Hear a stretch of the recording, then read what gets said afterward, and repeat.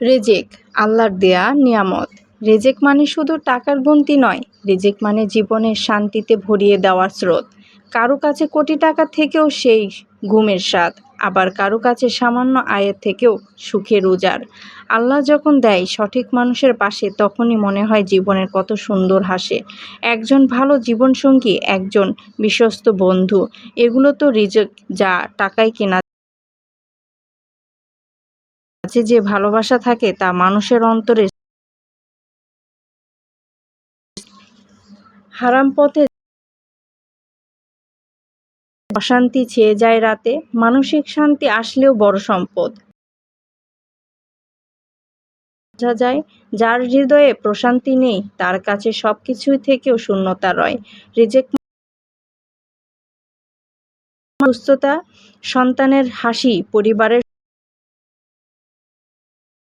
ভালোবাসার মানুষ।